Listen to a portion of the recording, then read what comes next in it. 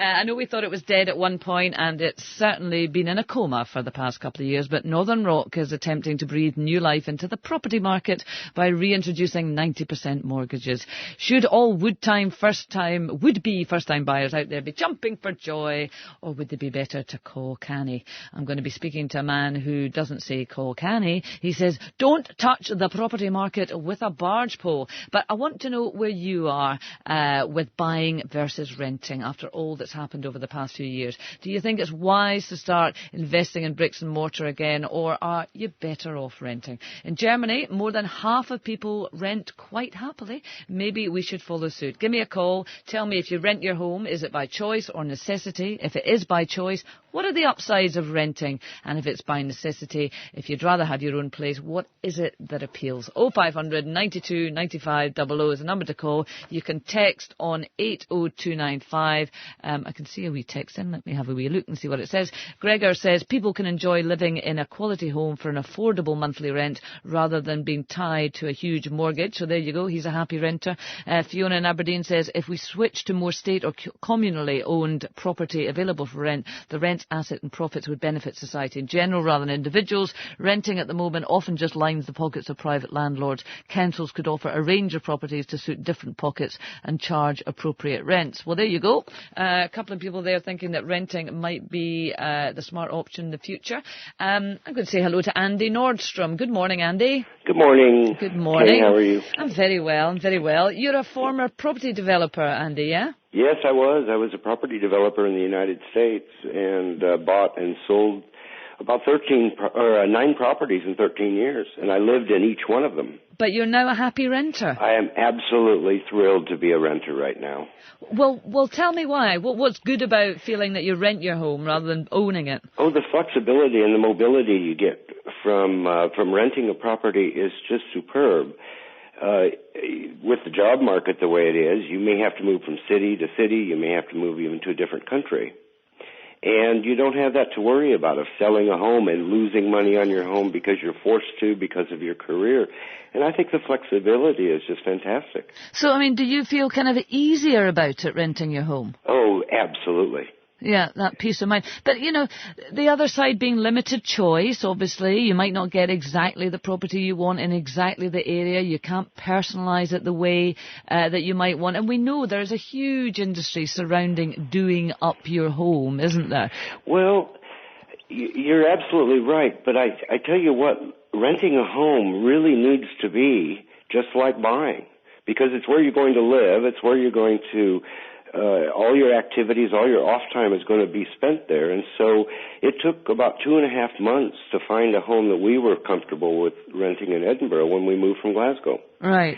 And it's not an easy process, but buying is not an easy process either. But we found one, and it's a lovely big home, and the owner happens to live on the continent.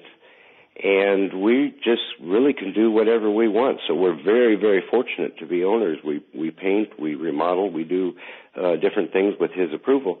And it's worked out to be just a brilliant situation for us. And our rent, honestly, is much cheaper than what we would be if we were buying. It's interesting. A lot of people are considering now renting as a serious option. It's 2 minutes to 10, by the way. But some people still very much locked into the property thing. Andy, stay with us. It's interesting to hear you talk about the flexibility of it and, not having that potential weight over your head, worrying about what's going to happen to your investment.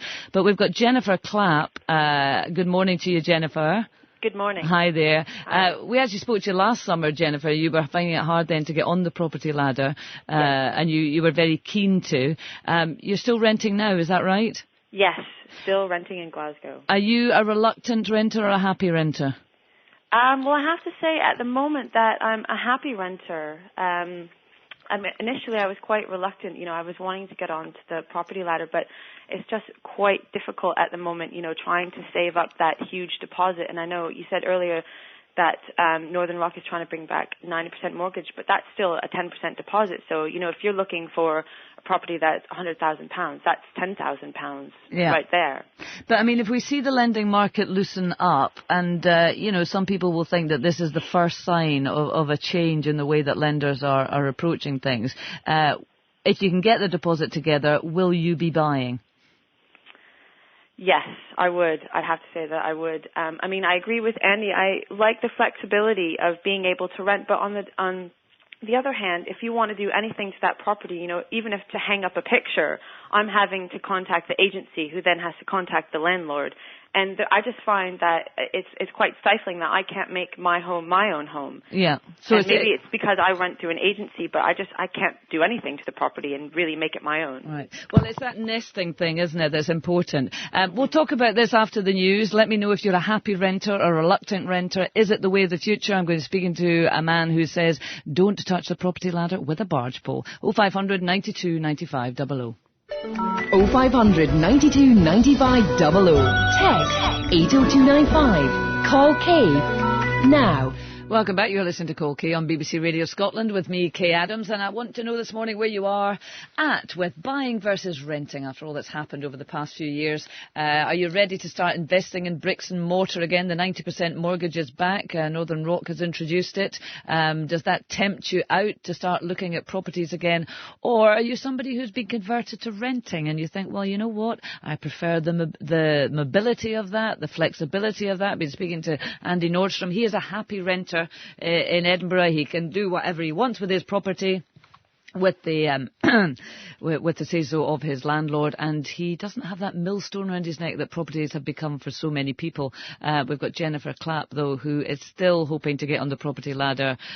She's not convinced of renting. Tell me what you think. If you rent your home, is it by choice or necessity? If it's by choice, what are the upsides? And if it's necessity, why would you so much prefer to have your own house? 0500 92 95 00 is the number to call. You can text on 80295. We've got Jonathan Davis with us, economist and wealth manager. Good morning, Jonathan. Hi, Kaye. How you doing? I'm very well indeed. I know you're not a fan of the property market. In fact, I think you joined us on that programme last summer when Jennifer was saying that she was finding it difficult to get a mortgage. Is it time for her now to sort of go out with a bit more confidence and think about it again, do you think? Jennifer had a massive get-out-of-jail-free card by not being able to get a mortgage, because if she had done, she'd now be tied in to massive debt on falling asset prices. No, prices are falling. Prices will continue falling for the next couple of years. And, you talk about Northern Rock bringing out 90% mortgage to help first-time buyers. No doubt that's pretty well what their PR spinners have been saying. No, that's not the reason why they're bringing out a 90% mortgage. The reason why they're doing that is to buy market share in advance of selling their shares to the public, to pension funds. And all that means is that those who have the shares subsequently will be landed with massive bad debts. No, this is not the restart of increased lending. The banks are insolvent. Right, but so what does that mean for someone like Jennifer, who's still, I mean, it's not a bad thing to want to own your own home, is it? Not to sort of chuck money down the drain as people feel that they're doing when they're renting, to think that hopefully in maybe 20, 25 years' time you'll have a bit of a nest egg there. Pensions aren't doing that well. It seems a sensible thing to do. I have absolutely no idea on what basis you say that. The fact is, for 30 or 40 years, until a couple of years ago, we had a virtuous spiral for house prices. We had falling interest rates from near 20% to 0.5% over 30 years. We had rising credit, or debt as I call it. We had rising employment, rising spending in the public sector. Now what we have is the lowest interest rate possible. There's only one way interest rates can go, and therefore it isn't down. Credit and debt is not going to increase for years because the banks are insolvent. Unemployment is rising. Public sector spending is falling. The economy is absolutely dire. This is a dreadful time to buy property from a financial point of view. So in terms of the basic need and desire to have a roof over your head, Jennifer and anyone else would be better to rent, yep? From a financial point of view, absolutely, for at least the next couple of years. OK, well, we've got Kirsty McCluskey as a Scotsman property editor. She's with me in the studio. Would you go along with that, Kirsty? I think that the next couple of years, I don't think there's any rush to buy. But I think in general, in the long term, if you're playing the long game, I think it's a good idea to buy. And I think Jonathan's right that prices in a couple of years won't have done a great deal. Yeah, they will. They'll have fallen 20%. I don't think they will, and I don't think anybody knows that. And I think they could. I think the likely thing is that they'll wait for the rise in salaries to catch up over 10 years. You know, I think they'll just be stagnant.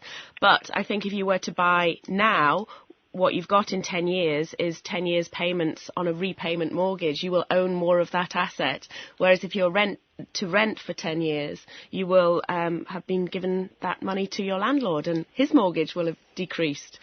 Well, I mean, that's the kind of simple equation that people make, isn't it, Jonathan? Well, at least you're paying something off rather than putting it in somebody else's back pocket.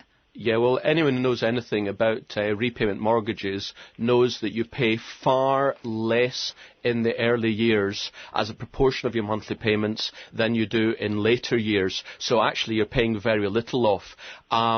Certainly, if you wait a couple of years, if we are right, and all I can say is we've been right before, if we are right and property prices fall dramatically over the next couple of years, then you can continue saving, you can continue renting till then, and then in a couple of years you'll take out far less of a debt, and therefore it'll be far easier to pay off over the following 10 years.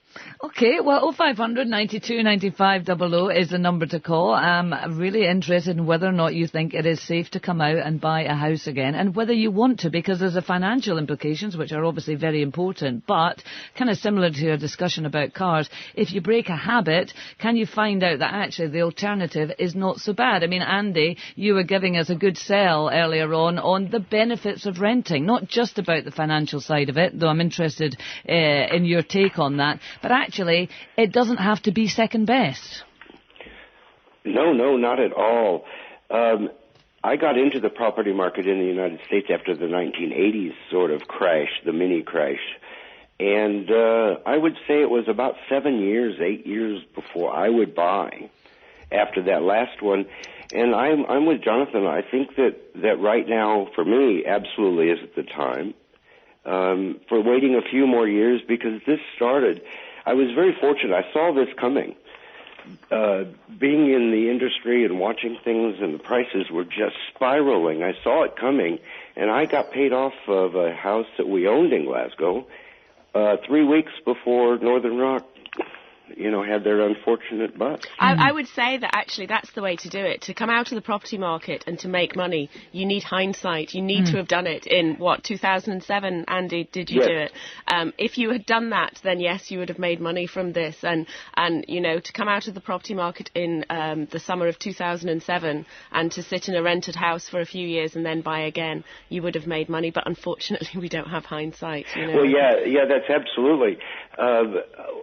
Because the prices were escalating so high, if we had decided to stay in the property that we owned, and we're so fortunate we didn't, then we would be in absolute negative equity equivalent to probably 30 or 40,000 pounds. Mm-hmm. But Andy, you are at a different stage in your life from, say, Jennifer. You're in your mid-50s? Yes, that's right. Presumably you've made a bit of money from property. Yes, and ma'am. you've got a bit of a nest egg and you're sitting there. That's a very different situation from Jennifer. How old are you? I'm 31. You're 31, so you're looking to get on a market. So you're looking forward 25, 30 years, aren't you? Which is yes. a different kettle of fish altogether. I mean, Andy, don't you think that Jennifer, in her situation, is completely different from you? Well, I do, absolutely. Especially here, mortgages don't come easy when you're in your mid-50s.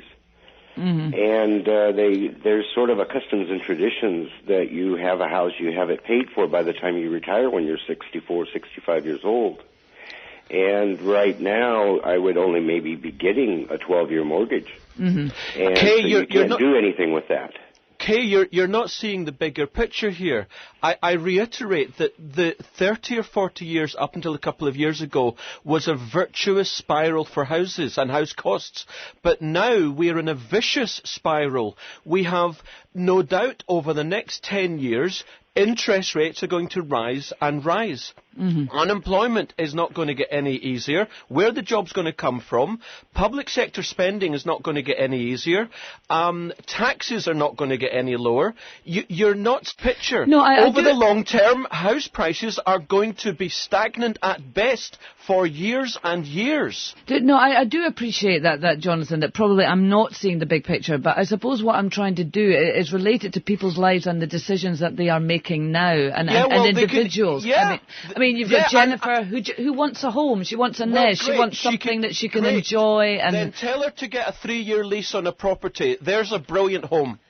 But what about... I think what you're concentrating on is making money from your home, making a profit. No, I'm concentrating on not losing money. That is far more important. But in a house price dip, you don't actually lose money unless you sell your house. If you live in a house, if you buy a house and live in it for 25 years, as long as you don't sell it at the bottom of the market, then you're not going to lose money. And it doesn't really matter.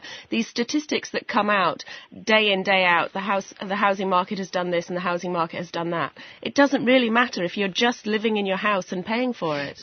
Jonathan, can I give you just a real text that's come in? Just to kind of bring it down to an individual. Lynn in Paisley. I'm moving next week to a new property and I thought long and hard about whether to rent or buy. The decider was that the rent was double what a mortgage would be. The chance to own my own home and make any changes I want at will at half the cost made it a no-brainer. Well, that's brilliant. And where will she be in 2 or 3 or 4 years' time when interest rates are 2 or 3 times the size?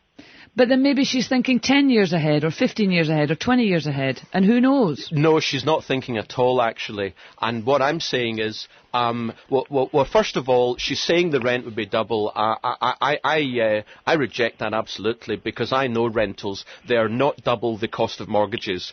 That's the first thing. So she could easily get a lower cost rent on that. Secondly, if she waits a couple of years, given trends that have been going for the last couple of years, the fact is, house prices have not risen for 3 years, and that will continue for the next couple of years. And on that basis, she could have taken a lower mortgage in a couple of years' time, and she would have a far better lifestyle, and this relates to 31-year-old Jennifer as well. She'll have a far better lifestyle over the long term by having much lower debt over the long term if you just buy at better prices. OK, well, I've got lots of calls coming in, but Jennifer, just give me your reaction to what Jonathan's saying.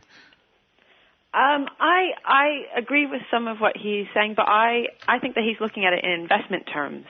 You know, that he's not necessarily looking at it in just actually owning your own property, that he's just looking at money, you know, making money from your property and selling it. I have to make this comment. Everyone talks about buying property. Jennifer, you're talking about taking a 90% loan. There's no way you're buying that property. I never said I would take a 90% loan. Oh, actually, you said that earlier. I said that Northern Rock is bringing back a 90% loan. If you have a 10% deposit right there, if you're looking at £100,000 property, that's £10,000 deposit. But I never said that I would take a 90% loan. But I think what Jennifer's saying, Jonathan, there is a pleasure in owning your own home. And you don't own it. That's my point. Well, you don't own it. Okay. Well, to have something that you believe that you own, that you can do with whatever you like. Well, yes, I see the phantom in the room. Of course, I understand that, and I have emphasised the word the financial issues. I'm here as a wealth manager talking about the financial issues, and I am desperately trying to stop people losing money in property when people will inevitably be in negative equity. Right now, millions of people around the United Kingdom are in negative equity, and when interest rates rise, there's talk of it happening in the next couple of months indeed. When interest rates rise over the next 10 years, you just watch property go down the pan, and you just watch how dire millions of people's circumstances will be because they've got this massive weight round their neck that they'll never be able to pay off. And then if they lose their jobs, well, just imagine where they'll be if they lose their homes as well. Well, I mean, I'm grateful for you coming on to give us this perspective, because it's a very important decision, probably the most important decision that people make in their life, and they have to take these things into consideration. So let's speak to, I don't know if this is putting the willies out there, 0500 92 95 00. If it is, it's kind of putting the willies up me, I have to say. We've got Dave in Glasgow. Morning, Dave. Morning. Morning. Are you a renter or a buyer, Dave? Actually, after I got divorced, I rented a property for a while, and it was dealing with the landlord. Well, wasn't too much a problem, but when I gave the lease up on the property, I had to hunt and chase the kind of the deposit. Sorry, and that took something like 5-6 months to get my money back off them for the deposit. My mortgage that I've got at the moment is actually cheaper than where I stay in Paisley than what it is to rent a property of a similar size and value. You're talking average £350 a month for somewhere reasonable. My mortgage is £330 a month. Okay, yeah, I'm on a 90% mortgage, which I got 2 years ago, so they're nothing new. I'm nowhere near a £100,000 mortgage. I couldn't afford that. So, and then at the same time, I have a spare room. I rent that out, and it offsets most of the cost of my mortgage. So, I mean, as far as you're concerned, that is the most sensible decision, given what you can see in front of you. Yeah, I mean, the thing is as well, I've also got dogs. I couldn't, if you have, which I kept from my marriage, there's no many rental people will allow you to pets. So if that was for me, I wasn't prepared to give them up, and it's worked out cheaper for me to have a mortgage. Wait, Jonathan, I'm on a fixed rate for the next 3.5 years. So and then I'll look at that at a later date. But obviously, I've not bought the property to make a quick buck. No. So how long do you intend to be there, Dave? Well, how long's a piece of string? You never for the foreseeable future. Foreseeable future at the moment, yeah. Okay. And then if circumstances change, then I might keep the mortgage on and then just rent the other spare room out as well to friends, if it's possible that way, and just keep the property. Jonathan, what would you say to Dave in his situation then? I think he's probably a winner. He said he bought it 2 years ago. The fact is, 2 years ago was the bottom of the first leg down in the multi-year downtrend of the housing market, and as it happens, his property has probably gone up in value in the last 2 years, but that doesn't mean it's not going to go down in value over the next 5 or 10 years, and as he says, in 3 years when his fixed rate ends, I can pretty well put money on a bet that his mortgage is going to possibly be 50 or 100% higher than it is today, and therefore the value of the property will plummet. Okay, Kirsty... I'm not sure about that, therefore, Jonathan. I think historically, interest rates and property prices haven't followed each other like that. If interest rates go up, property prices don't automatically go down. And over the last 30 or 40 years, there's been several times when both are high.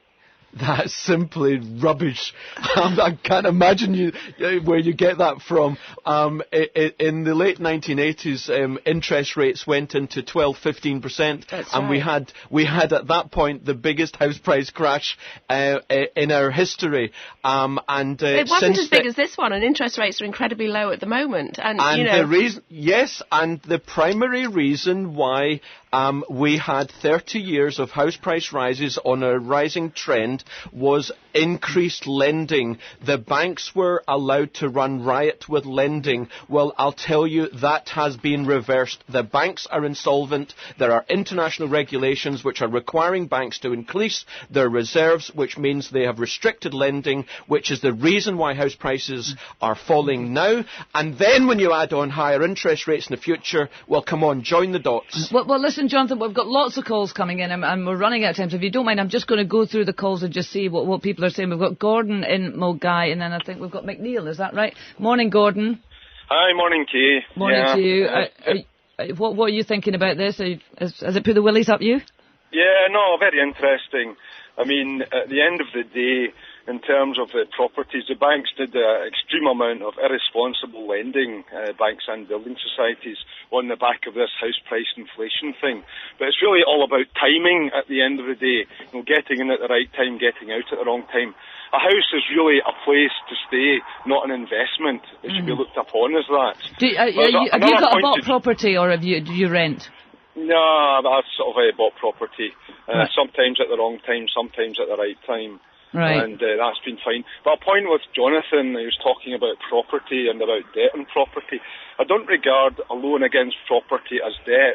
It's in fact secured and as such is geared. Debt is in fact like overdraft in a bank or credit card debt, for which this country's got a huge amount of credit card debt, which is all unsecured. On a property, it's more like gearing or paying the rent, if you like. There's a big technical difference. Yeah. Jonathan? It's remarkable. Debt isn't debt. Well, you know, if it walks like a duck and squawks like a duck, it is a duck. What I would say in general terms, when house prices are rising on a medium to long-term trend, it's appropriate to take out vast debt. However, when they're falling or flat, financially, it's imprudent to take out debt. So, I mean, Jonathan, are you saying, don't ever buy a property, but don't buy a property right now?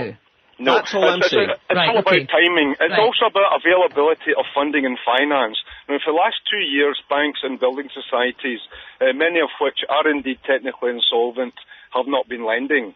And when they are lending, I've had a opportunity with a bank, and it was like £1 for £1. They'll give me 50% to buy something. Previously, it would have been 90%. So they've gone knee-jerk reaction, extreme caution to the other end of the spectrum. Mm-hmm. Gordon, if you don't, thanks for your call. I'm going to crash on just because we're running out of time. I'm just keen to get another calling, so we've got lots waiting. We've got McNeil in Glasgow. Morning, McNeil. Hello there. Hi there. What are your thoughts? Well, the point I wanted to make was, if I'm retired now, and if I didn't own my property, I don't know where it would be. I have a fairly average pension, and if I had to pay out £400 a month or so in rent for what would be a far inferior property to one of ours, I don't know where it would be.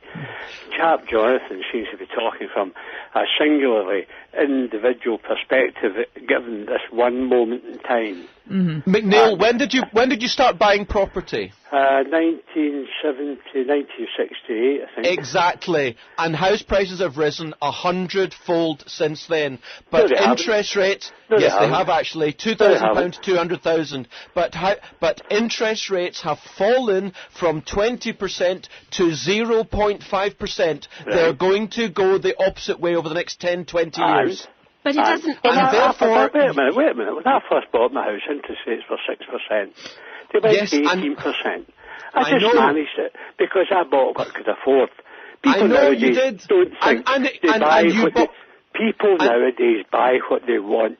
And they don't think about what's affordable and what isn't affordable. And that's you borrowed what, you borrowed what, 2 or 3 times your income? 2 to 3 times.